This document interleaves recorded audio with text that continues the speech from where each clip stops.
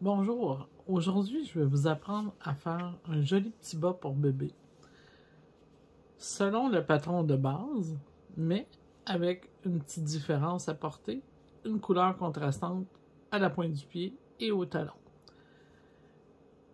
Cette vidéo est la première de 4 vidéos pour pouvoir toutes les faire.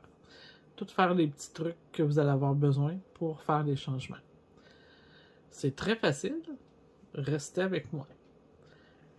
Je vais vous apprendre tout d'abord à bien choisir votre laine. Moi, c'est certain que j'adore la laine fil d'or, surtout pour les petits bébés. La super bébé, qui est faite avec de la laine d'agneau, est composée de laine d'agneau. Vous avez 70% acrylique, mais acrylique premium, et 30% de laine d'agneau peignée pour la rendre plus douce. C'est vraiment très très doux. C'est vendu en 25 grammes. Ici, un autre choix que j'aime beaucoup aussi, c'est la partenaire bébé. Encore ici, une laine de fil d'or. Et sa composition est de 50% polyamide, 25% laine peignée et 25% d'acrylique premium. Encore là, un acrylique haut de gamme. Ici, on parle de laine vraiment très douce et très facile d'entretien pour des petits bébés. Ils se tricotent les deux avec une grosseur d'aiguille de 2,5, ce que j'ai dans les mains. 2,5 mm. Maintenant que j'ai déterminé la laine, il faut déterminer quelle technique on va employer pour faire nos bas. Moi, ici, dans cette vidéo, je vais vous apprendre à travailler avec les doubles pointes, mais la façon que je travaille, vous pouvez travailler aussi avec des aiguilles circulaires, il n'y a aucun problème. Pour débuter le bas, on doit toujours commencer par la tige. Alors ici, vous voyez, j'en ai une de faite, et je vais vous montrer comment la débuter. Par la suite, quand on va avoir terminé le bas, on doit la replier. Donc, elle doit être assez longue pour pouvoir être repliée. Pour un petit bas pour nouveau-né, comme je vais faire, là, pour la grandeur, j'en fais environ 11 à 12 cm de longueur. Parce que si j'en ai pas assez, lorsque le petit bébé va embarquer dedans, puis que ça va étirer, et puis, alors le coffre ici va rétrécir et ça va être moins joli que s'il y a une belle bordure. Alors, pour s'exécuter, pour faire le montage, moi, il y a souvent que 2 montages que j'utilise parce que c'est les deux plus faciles à faire avec mes clients, puis c'est très facile à apprendre. Donc, il y a toujours le montage régulier. Souvent, plusieurs personnes le connaissent, mais il est comme mal connu. Des fois, il y a eu des petites versions qui ont dérivé de la vraie version. Alors, on part avec un nœud coulant sur l'aiguille de gauche. Et ça, c'est pour faire un montage régulier. Mais pour les bas, ça va être un montage élastique. Ici, je vais juste vous montrer avant pourquoi celui-là ressemble à l'autre. C'est un dérivé de celui-ci. Donc, pour faire le régulier, normalement, on insère l'aiguille dans la maille qui est sur l'aiguille. Je viens faire ma maille, je la ressors. Et pour l'insérer dans mon aiguille gauche, il ne faut pas juste la flipper comme ça ici, là. Il faut venir faire un demi-tour devant et venir chercher le brin de cette façon. Ça donne une petite torsion de la maille et c'est plus joli et ça tient mieux pour votre montage. Alors, je recommence. J'ai pivoté devant, je viens chercher ma maille et hop, c'est fait. Un truc aussi, on insère l'aiguille, on fait la tension, on vient tricoter et c'est parti. Parce que si je serre tout de suite, là, il faut que je desserre, je joue dans ma laine, je brise ma laine. Donc, avant de serrer votre maille que vous venez de faire, insérez tout de suite votre aiguille entre les deux, comme ça, et vous faites votre tension. Et oui, je sais, il y en a qui vont dire, moi, je laisse l'aiguille dedans, mais c'est que ça, c'est un autre montage. On l'appelle en anglais le long tail, ou je pense le montage italien. C'est un montage qui se fait avec une longueur de fil déterminée avant.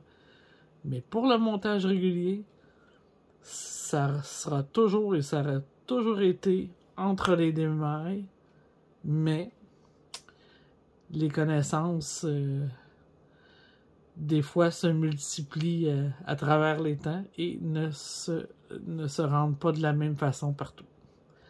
Alors, pour le montage régulier, ça sera comme ça ici.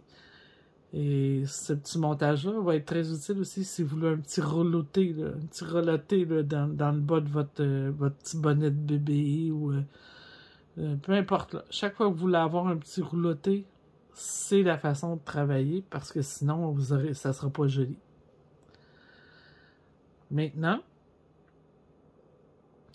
je vais débuter mon bas, mais avec un montage régulier. Et là, vous allez comprendre pourquoi il ressemble au montage de base. Montage élastique, pas régulier, élastique. Donc, je mets mon aiguille comme tantôt. Et les 3 premières mailles là, vont être exécutées exactement comme si je voulais faire un montage régulier. Donc, j'en ai 3. Hein, ma maille que j'ai montée au départ. Ensuite, j'en ai fait 2. Donc, j'en ai 3. La 4e maille et tous les mailles paires suivantes. On va passer par derrière. De la même façon que je passe par devant, entre les deux, comme ça ici. Mais cette fois-ci, par derrière. Et faites bien attention à ce que votre fil soit devant et non derrière. Alors, mon fil est devant. Je viens faire une maille à l'envers que je viens déposer sur mon aiguille. Et rappelez-vous, un petit demi-tour devant et je l'insère. Maintenant, c'est la impaire, le nombre impair, donc je vais la faire à l'endroit. Tout simplement, venir la déposer avec mon petit demi-tour. J'insère mon aiguille derrière. Je fais ma tension. Je viens faire une maille envers. Je l'envoie vers derrière et je viens chercher avec ma main gauche un petit demi-tour devant, la maille, pour la déposer dessus. Alors, le montage élastique, c'est celui-ci, un jeu de devant et un jeu de derrière. Alors, ici, là, regardez ce qui vient de m'arriver. Faites toujours attention que ça soit très propre. Puis un truc pour vous aider quand vous faites ce montage-là, placez bien vos aiguilles en croix pour bien faire circuler vers derrière votre fil. Parce que si vous le placez pas bien, vous allez accrocher votre maille. Regardez comme ici, mettons je l'insère. Petit exemple, je l'insère par derrière comme ça, mais je le travaille plus en triangle. Mais ça va être plus difficile de le faire circuler. Tu sais, je vais m'accrocher dans ma maille ou... Donc là, ici, il va aller derrière plus facilement et je vais venir le chercher par devant. Donc, toujours faire comme une croix et non comme un triangle. Même quand on tricote, c'est très important de tenir en croix et non en triangle. D'accord? Alors, on se rend jusqu'à 36 mètres parce que ce qu'on veut faire, c'est un petit bas de bébé de naissance. Alors, on monte 36 mailles sur des aiguilles 2,50, double pointe, en montage élastique.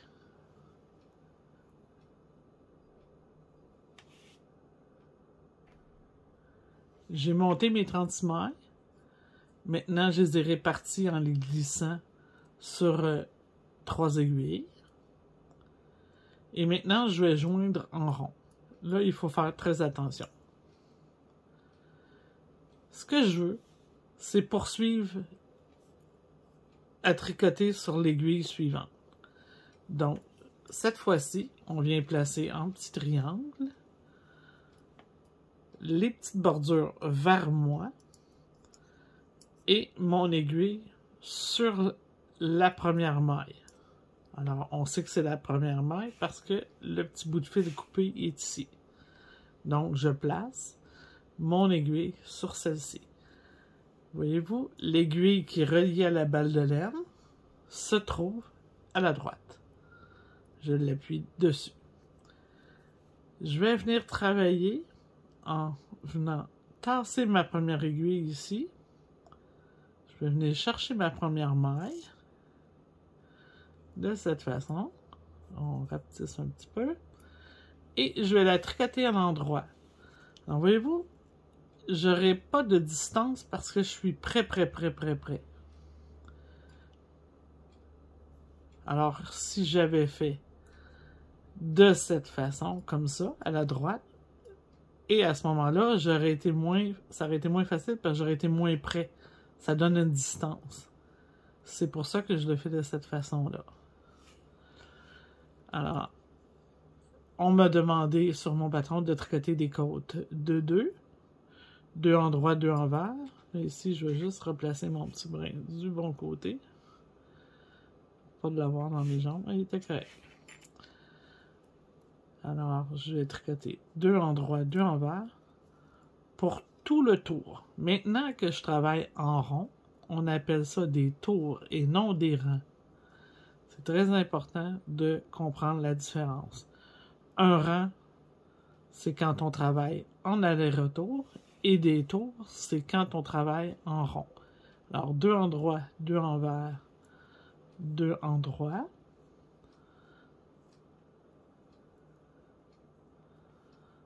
C'est ici. Et mon montage, même si je l'ai fait une devant, une derrière, c'est toujours le même montage. Peu importe le point que je vais faire qui va suivre. Ici, j'ai des côtes de 2. Donc, j'ai pas modifié mon montage pour faire 2 en droit, 2 devant, 2 derrière, 2 devant, 2 derrière. Non. Toujours une devant, une derrière, une devant, une derrière pour avoir une très bonne élasticité. C'est très important. Sinon, vous n'avez plus un montage élastique. C'est plus le même montage.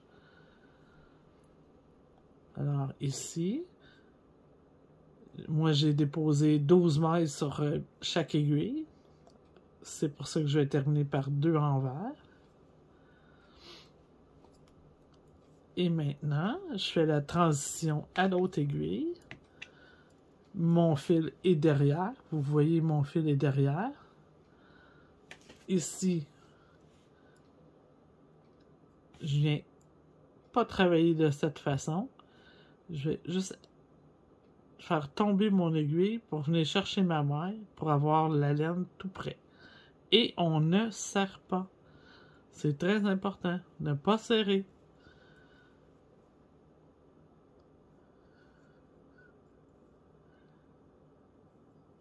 Quand vous allez faire un jersey aussi, là, dans un tricot rond sur des doubles pointes, même chose, ou même avec votre circulaire, vous ne serrez pas dans les transitions. Jamais.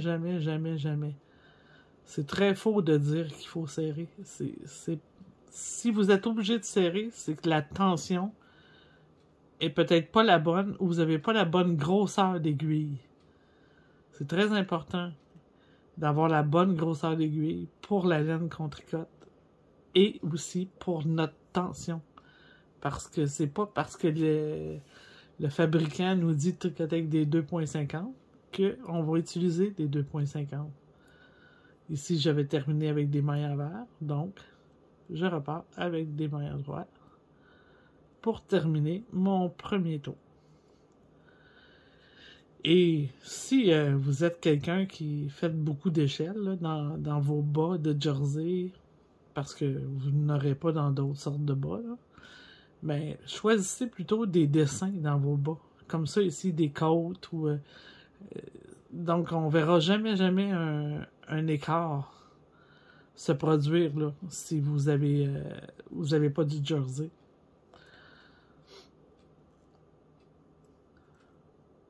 Ça va vous permettre de continuer à tricoter des bas, puis d'être heureuse à tricoter des bas. Donc ici, à l'endroit. Et là, quand on travaille de cette façon-là, les deux dernières sont souvent toutes collées. Il faut aller les chercher pour les diviser, là.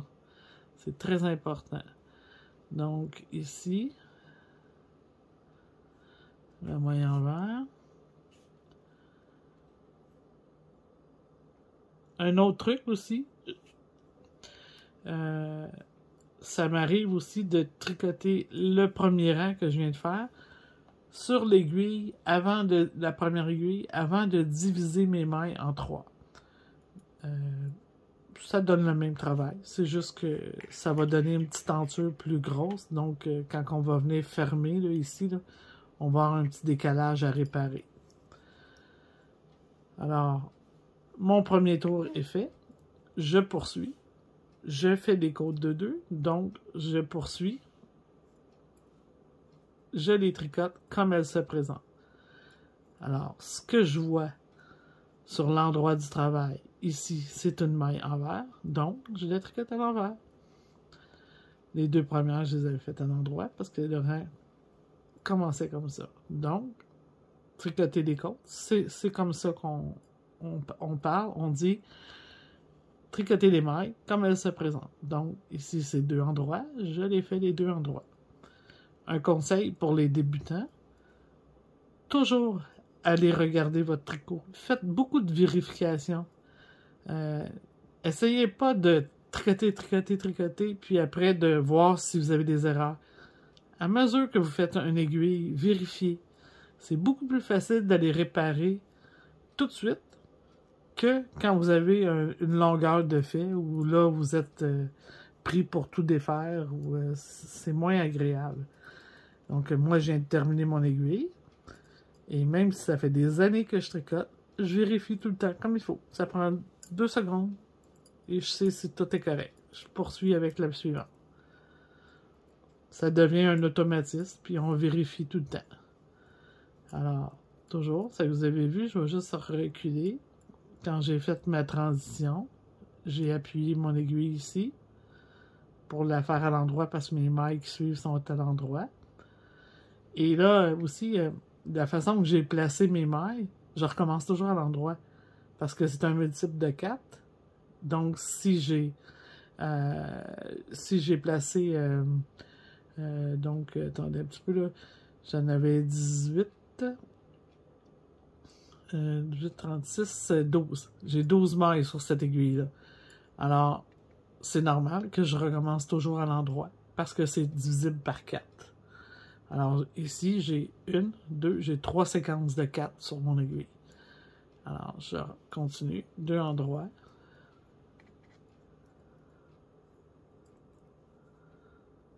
Deux envers. Et ce, jusqu'à la fin du tour. Et ensuite, vous allez poursuivre jusqu'à une longueur désirée, comme ici. Celle-ci est terminée. C'est que vous voyez. J'ai fait tous mes tours. C'est mon départ ici. Je vais avoir juste à venir rejoindre ça ici. Et c'est mes petites côtes. J'en ai fait 12 cm. 11 ou 12 cm. Puis pour mesurer les côtes, ça serait bon de le spécifier. Si je le mesure comme ça, ça se peut que ça soit pas tout à fait une grande vérité. OK? Essayez de vous trouver, là, je ne l'ai pas sous la main, là, essayez de vous trouver une languette, quelque chose qui va étirer vers comme ça, là. De cette façon-là. Alors, je pense que j'ai mon petit modèle ici. Ouais. OK? Je vais le placer dedans. C'est comme ça va étirer. Parce que quand on étire notre bande, quand je l'étire, elle raccourcit. Alors, c'est important de l'étirer pour savoir combien ça m'en donne réellement. Ici, voyez-vous, j'en ai pas tout à fait 11 cm étiré. Puis cette partie-là, elle l'est pas tout à fait, là. Fait que si j'étirerais un petit peu celle-ci, je serais plus près de mon 10 cm. Ça l'a raccourci à cause que j'ai étiré. C'est important parce que ce qu'on veut, c'est faire un petit coffre, là, ici, comme ça, au niveau de la jambe. Alors, si j'en ai pas assez long, ben, je vais avoir juste une petite bande. Ça sera pas aussi joli et ça tiendra pas aussi bien. Fait qu'il faut penser à tout ça. Fait que, bon tricot, on se revoit pour la transition du talon. Fait qu'on y va pour au moins 11 à 12 cm de long. Comptez vos rangs pour en avoir deux identiques.